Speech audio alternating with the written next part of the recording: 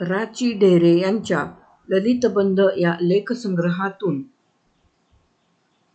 जय गंगे जय भागीरथी नावाचा लेख. प्रयाग क्षेत्रात गंगा यमुनांच्या संगमावर जेव्हा कुंभयात्रा चालू असते तेव्हा पर्वस्नानाची पर्वणी साधण्यासाठी साऱ्या भारतातून साधूंची आणि श्रद्धाळू जनांची महाधारा नित्यशः संगम जळाकडे झेपावत राहते. स्नानार्थी भाविक केवळ शतकांची, सहस्त्रकांची, लक्षांचीच नव्हे तर कोटींचीही संख्या ओलांडतात. मौनी अमावास्येची, पौषी अमावास्येची पर्वणी साधून केवळ एकाच दिवसात कोटीच्या वर भाविक प्रयाग तीर्थात स्नान करण्याची संधी घेतात. कुठल्या सत्ताधीशाची सक्ती नाही, लवंग सुखाकांक्षांची आसक्ती नाही, धर्मपीठांची आज्ञा नाही, मठाधीशांनी आखलेली योजना नाही अथवा सभासंस्थांनी दिलेली निमंत्रणे नाहीत. असे असूनही कोट्यावधी लोक एका स्थानाकडे लोटतात. सुखसोयींचा विचार न करता लोटतात. अडीअडचणींची तमा न बाळगता धावतात. थंडी वाऱ्याशी झुंजतात आणि प्रयागजळाच्या स्पर्शाने कृतार्थता अनुभवतात. या पर्वकाळात एकूण भारतीय जनसंख्येपैकी दर 25 माणसात एक या प्रमाणात भाविक जन तीर्थस्नानाचे सुख लुटतात आणि उरलेल्या 24तले कितीतरी असे असतात की ज्यांना हे सुख प्राप्त करता न आल्याची हुरहुर असते. ते तीर्थस्नानाला आचवलेले सारेजण आपल्या नित्याच्या स्नानजळात गंगेला आणि यमुनेला आवाहन करीत असतात. जलेस्मिन् सन्निधिकुरु म्हणून प्रार्थना करतात. या एवढ्या प्रचंड जनसम्मर्दाला ही प्रेरणा कोणी दिली, कशी दिली, केव्हा दिली या प्रश्नांची उत्तरे सोपी नाहीत. परंतु ज्या धर्मधुरीणांनी आपल्या युगांच्या तपाने भारतीय जनमानसात ही प्रेरणा रुजवली त्या साऱ्या अनाम तपस्व्यांच्या तपोराशीपुढे आपले मस्तक नम्र झाल्याशिवाय राहत नाही.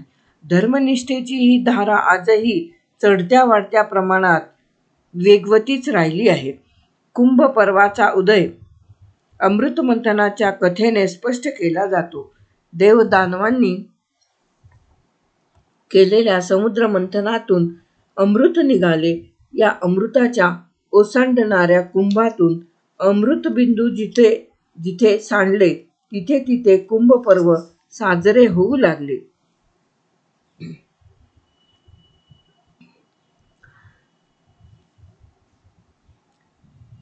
पुरा प्रवृत्ते देवाना दैत्य सह महारणे समुद्रमंथनात् प्राप्तं सुधा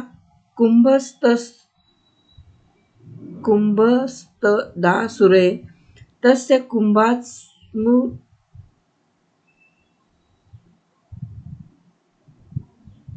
अशी कुंभपर्वाची उत्पत्ती स्कंद पुराणाने वर्णिली आहे.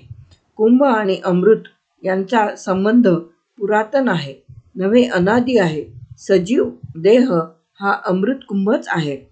त्याचमुळे भरलेला कुंभ हा शुभसूचक मानला जातो अन रिक्त कुंभ हा अशुभ मानला जातो. कुंभाची प्रतिष्ठा ही त्यात हेलावणाऱ्या जीवनावर अवलंबून आहे, अमृतावर अवलंबून आहे. अमृत रहित कुंभ हा मृत आहे,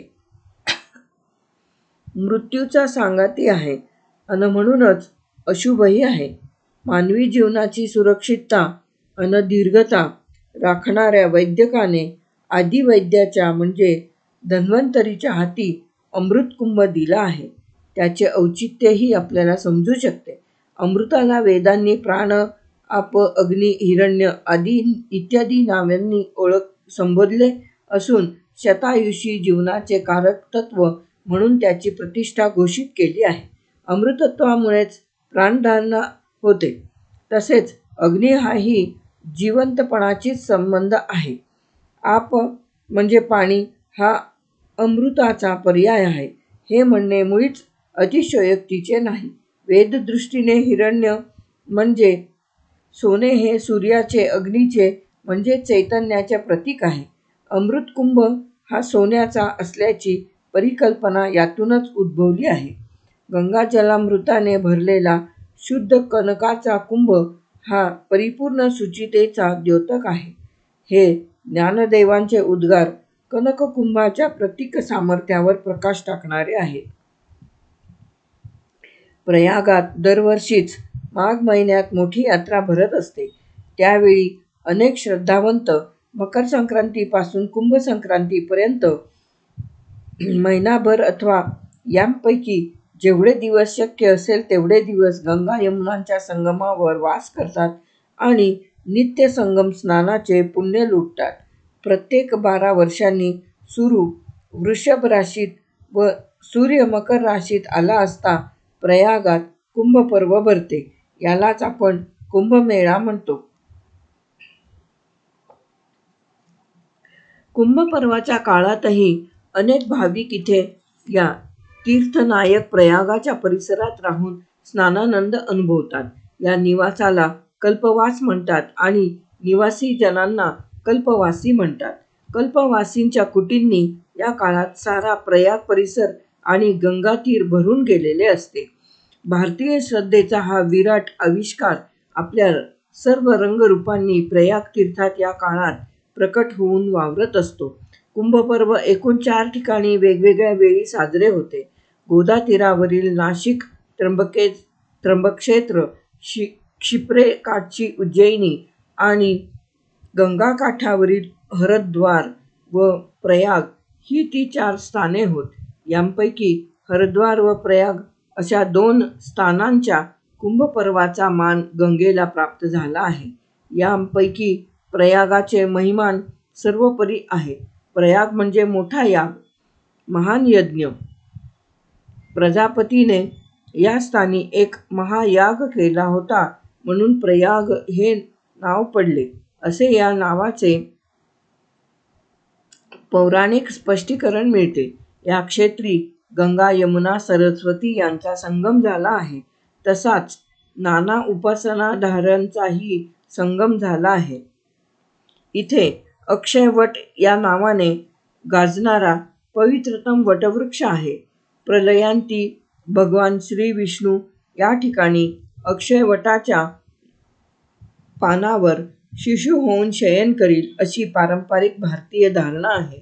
यावरून प्रयागाला भारतीय जनमानसात केवढे पावित्र्य लाभले आहे याची आपणास कल्पना येईल.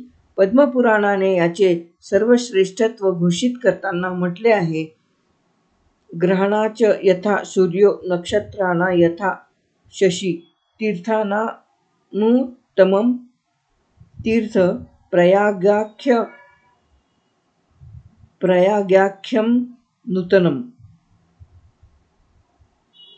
नुत्तमम्. ग्रहांत जसा सूर्य, नक्षत्रांत जसा चंद्र, तसे सर्व तीर्थात प्रयाग नावाचे तीर्थ सर्वोत्तम आहे. अर्थातच पावित्र्याच्या या पराकोटीच्या श्रद्धामुळे प्रयागी मरण हे परमभाग्य मानले गेले आहे. कित्येक भाविक जन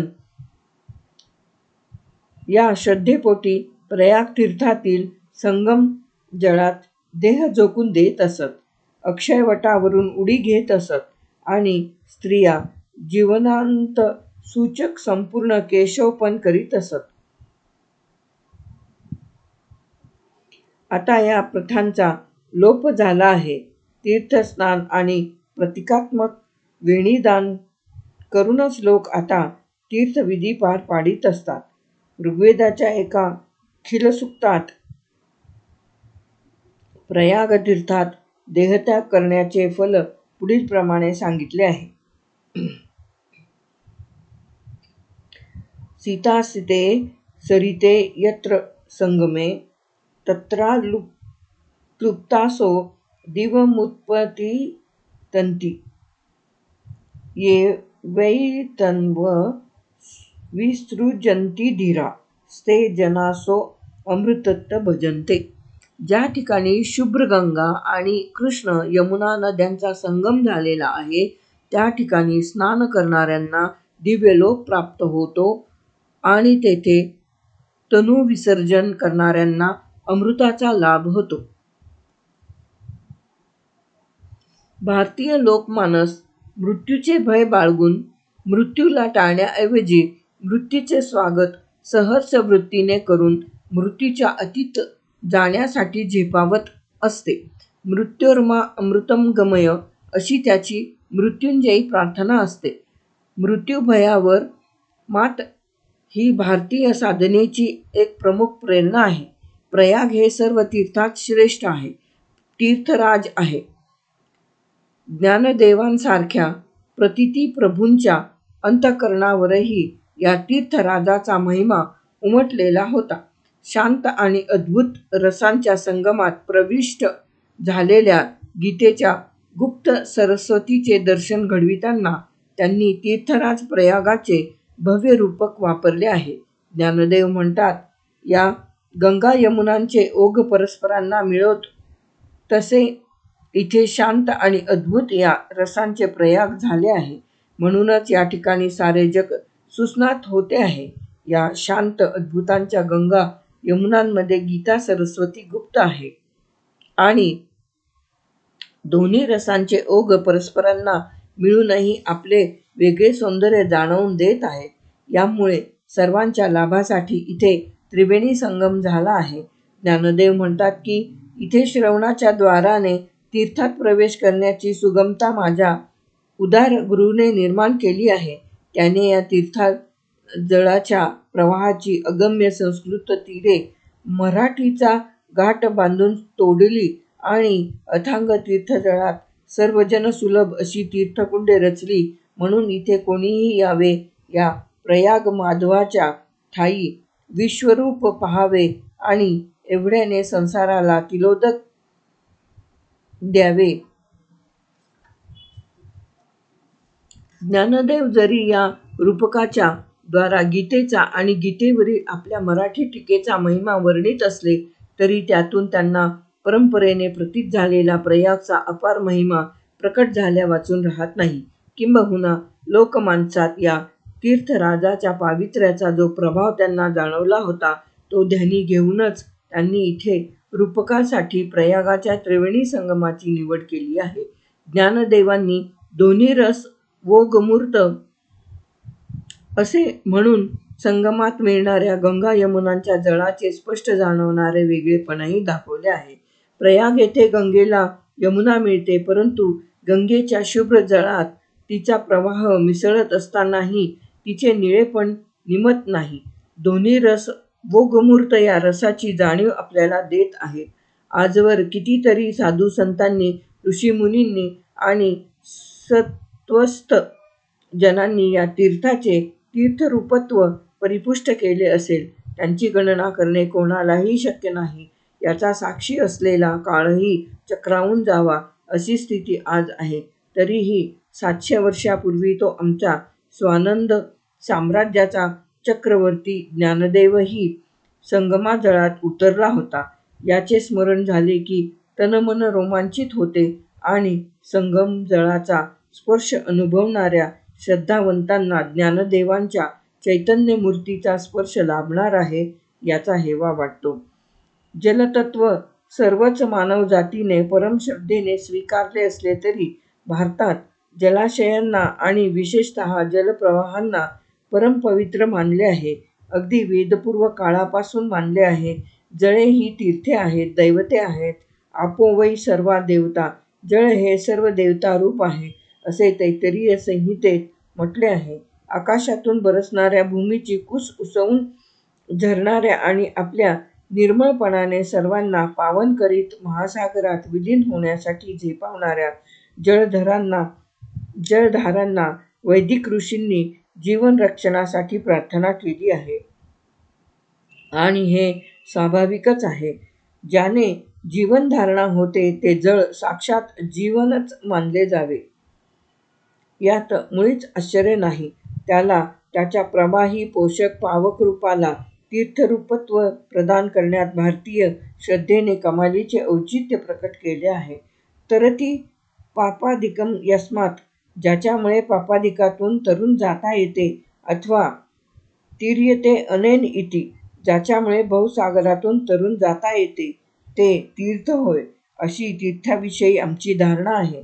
जलांविषयीच्या या श्रद्धेने मानवी मन परिशुद्ध होत आले आहे, पवित्र होत आले आहे, परमोदात्त होत आले आहे. आणि अशा पवित्र व परमोदात्त मनांच्या संपर्काने तीर्थांचे तीर्थपण वाढत राहिले आहे.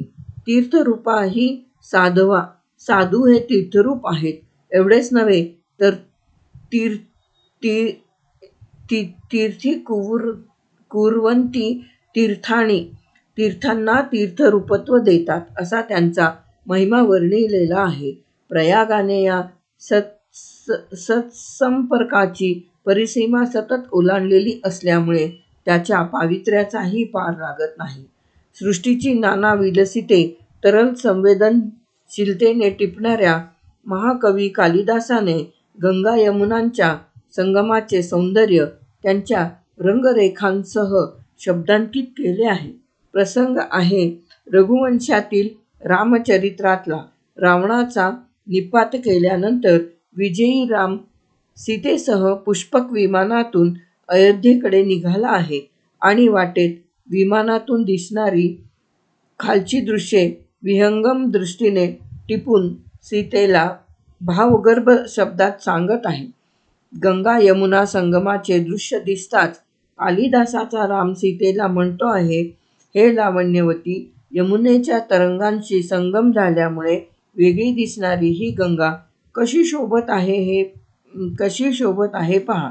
झगझगीत इंद्रनील मणी ज्यात अधूनमधून गुंफले आहेत, असा मोत्यांचा शुभ्र हार जसा शोभेल तशी ती एका ठिकाणी दिसते आहे, तर अन्यत्र मधून नीलकमले गुंफलेल्या शुभ्र पद्मांच्या माळेसारखी दिसते आहे. कुठे ती कदंबांची निळ्या हंसाची संगत साधलेल्या मानसप्रेमी धवल राजहंसाच्या रांगेसारखी शोभते आहे, तर कुठे कृष्णा गरुने वेलबुट्टी काढलेल्या चंदनचर्चित भूभागासारखी शोभते आहे. कुठे ती छायेची जाळी गुंफलेल्या चांदण्यासारखी दिसते आहे, तर कुठे शरदातील पांढऱ्या मेघांतून डोकावणाऱ्या आकाशासारखी दिसते आहे, आणि कुठे ती कृष्ण सर्पाची लेणी ल्यालेल्या नि भस्म सर्वांगाला चर्चिलेल्या कर्पूर गौर शिवाच्या तनूसारखी विलसते आहे. प्रयागाच्या संगमजळात जाणवणारे यमुनेचे निळेपण आणि गंगेचे गोरेपण कालिदासाने आपल्या कमनीय कल्पनांनी दृष्टिगोचर केले आहे. जणू गंगेने यमुनेशी संगम साधताना द्वैत न मोडिता केले आपणा असेच म्हणावे लागेल. हे द्वैतातील अद्वैत अद्वैतातील द्वैत कोणते दैवी भाव तरंग निर्माण करीत असेल, याचा अनुभव घेऊनच पाहायला हवा. अगदी वेदांच्या काळापासून असाधारण प्रतिष्ठा पावलेले हे क्षेत्र रामायण महाभारतात गौरविले जाणे अगदी स्वाभाविक आहे.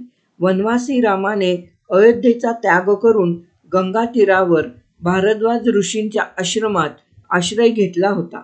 त्यावेळी त्याने आपल्या मागे येणाऱ्या सीतेला अन लक्ष्मणाला गंगा यमुनांच्या तीरांचे नि संगमाचे सौंदर्य वर्णून सांगितले होते. एषा सा यमुना रम्या दृश्यन्ते चित्रकानना वगैरे. राम म्हणतो, हे मैथिली, नाना रंगांच्या फळाफुलांनी जिचे तीर शोभत आहेत, अशी ही यमुना दिसते आहे पहा. तसाच हा सुंदर भरद्वाजाश्रमही दिसतो आहे, आणि ही ती पुण्यवान सूरसरिता गंगा दिसते आहे. तिचे काठ नाना प्रकारच्या पक्ष्यांच्या कलकलाटाने गाजतायत आणि फुललेल्या सुंदर फुलांच्या वनांनी शोभतायत. राम म्हणतो, हे लक्ष्मणा, आपण गंगा यमुनांच्या संगमावर येऊन पोचलो आहोत. हा पहा, त्या उभय प्रवाहांच्या जळांचा परस्पर संघर्षाने होणारा ध्वनी ऐकू येत आहे. महाभारतात असे वर्णन आले आहे की युधिष्ठिराने मार्कंडेयांच्या आदेशाने गोत्रवधाचे पाप निसरण्यासाठी प्रयाग यात्रा केली होती. वेदपुराणांनी गाजवलेला प्रयाग महिमा सुदूरच्या इतिहास काळापासून अगदी या क्षणापर्यंत अक्षय स्वरूपात चालत आला आहे. अक्षय वट त्या महिम्याचा चिरंतर साक्षी होऊन राहिला आहे. युगे आली गेली गंगा यमुना परस्परांना पडीभराने इथे भेटत राहिल्या आहेत आणि त्यांच्या या प्रीती संगमात कोटी कोटी श्रद्धावंतांच्या भावांचे अर्ध्य पडत राहिले आहे. बुद्ध इथे काही काळ विसावला होता. महावीराने इथे तप आचरिले होते. अशोकाने इथे एक स्तूप उभारून आपल्या बुद्धनिष्ठेला चिरस्थायी केले होते. समुद्रगुप्ताने आपल्या दिग्विजयाची कीर्ती आपल्या दिग्विजयी कीर्तीची गाथा इथे एका स्तंभावर कोरली होती आणि त्यानंतर सम्राट हर्षाने दर 6 वर्षांनी इथे भरणाऱ्या कुंभपर्वात अर्धकुंभपर्वात महामोक्ष परिषद भरवून सर्व त्यागी जनांना अन दीनदलितांना आपल्या संपत्तीचे दान करण्याचा उपक्रम अखेरपर्यंत चालू ठेवला होता. प्रयागच्या पावित्र्याने प्रेरित झालेल्या अशा कितीतरी संस्कृती असतील की ज्यांची नोंद इतिहासही ठेवू शकला नाही. त्रिवेणी संगमात सरस्वती गुप्त आहे, परंतु यमुना आणि गंगा या दोघी मात्र आपल्या सर्व जीवन समृद्धीसह परस्परांना भेटत आहेत. यमुनेने मथुरा वृंदावनातील श्यामल परब्रह्माचे सारे अद्भुत लीलालाघव आपल्या तरल तरंगांवर धारण करून त्याच्या तरलतेचा स्पर्श गंगेला घडवला आहे. रात्रकाळी घागर काळी,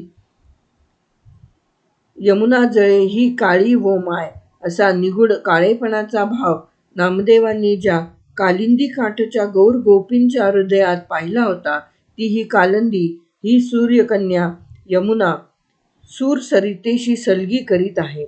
योगीराज महाशिवाच्या जटेतून निसटलेली आणि देवतात्मा हिमालयाच्या उत्संगावरून उड्या घेत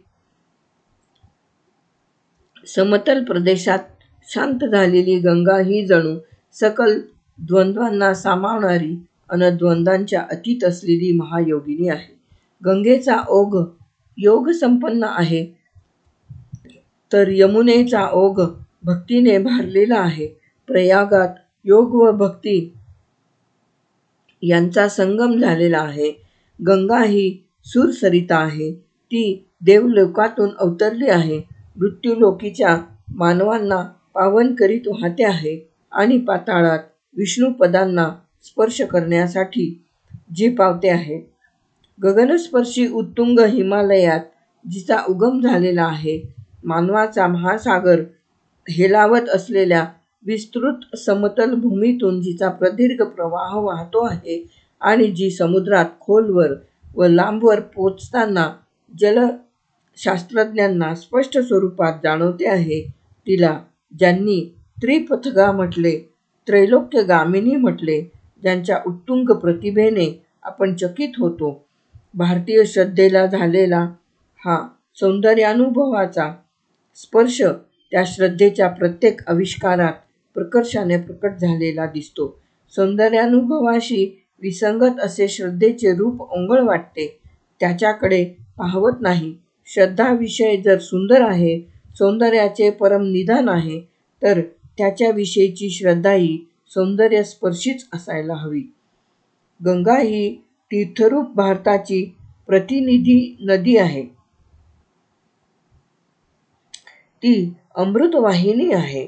आयुष्यात एकदा तरी गंगास्नान घडावे, गंगापान घडावे अशी प्रत्येक भावसंपन्न भारतीयाची आकांक्षा असते. जर हा योग साधता आला नाही, तर निदान मृत्यूसमयी तरी गंगाजळाचा एखादा बिंदुमुखी पडावा यासाठी अनेक भाविक जीव तळमळतात. श्रुतींचे सर्वस्व, साधूंचे अमूर्त सुकृत आणि सुधेचे सहोदरत्व ज्याच्या ठायी साठवले आहे, असे ते तुझे जळ आमच्या अशिवाचे शमन करो, अशी प्रार्थना पंडितराज जगन्नाथाने गंगेला केली आहे. त्याची ही प्रार्थना केवळ त्याच्यासाठी नव्हती, ती प्रातिनिधिक प्रार्थना आहे. तुमच्या आमच्या सर्वांच्या हृदयांतून उमटणारी प्रार्थना आहे. गंगा ही अशी अशिव शमविणारी आणि शिवाचा संस्पर्श घडविणारी असल्यामुळे ती उगमापासून सागर संगमापर्यंत सर्वत्र परमपवित्र आहे. शोषित जनांचे पापताप, पोखित तिरींचे पादप असे तिचे आप निरंतर वाहतेच आहे. परंतु तिने जिथे आपल्या कवेत कालिंदीला कवळले आहे, तिथे तिच्या पावक योगाला भक्तीचे भावलावण्य प्राप्त झाले आहे. म्हणूनच कुंभपर्वाच्या काळात तिच्या जळाचा स्पर्श प्राप्त करण्यासाठी भारतातल्या अनेकानेक साधू संप्रदायांचे दीक्षित आणि सामान्य भक्त भाविक अपरंपार गर्दी करीत असतात. प्रयाग तीर्थाला तीर्थराजपद शेषाने दिले आहे, अशी पुराणकथा आहे. येथील वासुकी नागाच्या स्थानाजवळ असलेल्या वासुकी ह्रदाचा अधिपती शेष याने प्रयागाला तीर्थराज अशी प्रतिष्ठा दिली. या कथेचा अर्थ असा आहे की विषाने अमृताच्या सामर्थ्याला भक्तीची पुष्पांजली वाहिली. भारतीय परंपरेत हे अमृतोन्मुखी विषही भक्तीचा विषय बनलेले आहे. येथील महादेव शिव हा साक्षात मृत्यू आहे आणि मृत्युंजयही आहे. या धारणेच्या पार्श्वभूमीवर मला कुंभमेळ्यातील एक शृंगवादक साधू दिसतो आहे. गंगा स्नानाला साधुवृंद निघालेला आहे. त्याच्या मस्तकावर जटाजूट शोभत आहेत. अंतःकरणात उफाळलेली संगम स्नानाची ओढ मुखावर ओसंडत आहे. जय गंगे, जय भागीरथी असा गंगेचा जयघोष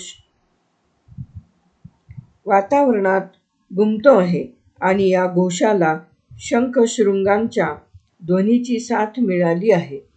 त्या एका साधूच्या मुखात जे शृंग घुमते आहे, ते आहे नागवलयांच्या आकाराचे आणि त्या शृंगाचे मुख आहे वासलेल्या नागमुखासारखे.